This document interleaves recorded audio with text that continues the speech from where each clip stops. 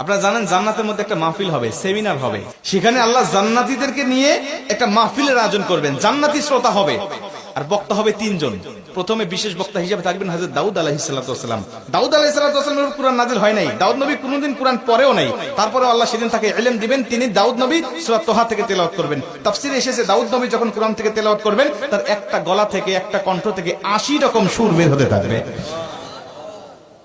জান্নাতীরা দাউদ নবীর কণ্ঠে তেলাওয়াত শুনে তো পাগল, বলবে আল্লাহ কি তেলাওয়াত শুনতেছি, আমরা তেলাওয়াত শুনে শুনে জান্নাতে থাকতে চাই, আর কিচ্ছু চাই না। আল্লাহ বলবে এর থেকে কি সুমধুর তেলাওয়াত শুনতে চাও না? জান্নাতীরা বলবে আল্লাহ এর থেকে সুমধুর তেলাওয়াত হতে পারে, আমাদের আর বিশ্বাস হয় না। আল্লাহ বলবে কেন বিশ্বাস হয় না?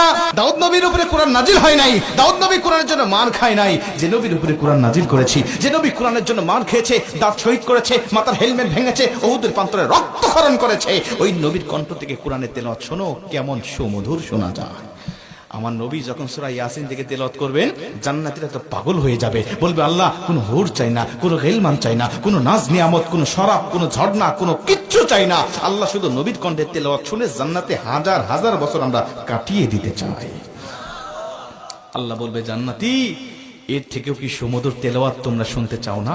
জান্নাতীরা বলবে আল্লাহ এর থেকে সুমধুর তেলাওয়াত হতে পারে, এটা আমাদের আর বিশ্বাসই হয় না।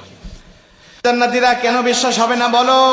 আমার নবীকে কণ্ঠ দিয়েছি আমি আল্লাহ নিজে, আমার দাউদকে কণ্ঠ দিয়েছি আমি আল্লাহ নিজে, কিন্তু আমার গলায় কত কণ্ঠ রেখে দিয়েছি জানো না? আমি আল্লাহ নিজের কণ্ঠকে ওসার করে এখন তোমাদেরকে সূরা রহমান থেকে তেলাওয়াত করে শোনাতে চাই।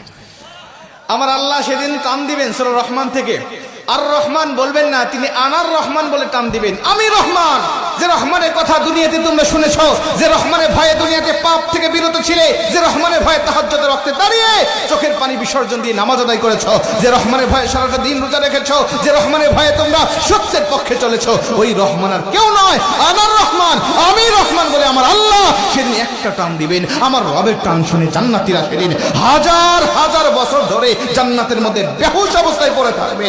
আমার আল্লাহ তাদেরকে হুশ দিবেন না। জোরে কোন সুবহানাল্লাহ, আল্লাহু আকবার বলেন। দোয়া করছি আজকে যেভাবে বসেছি আল্লাহ যেন জান্নাতের মধ্যে আমাদেরকে ওই মাহফিলে শ্রোতা হিসাবে সবাইকে বসার তৌফিক দান করেন। জোরে বলেন আমিন।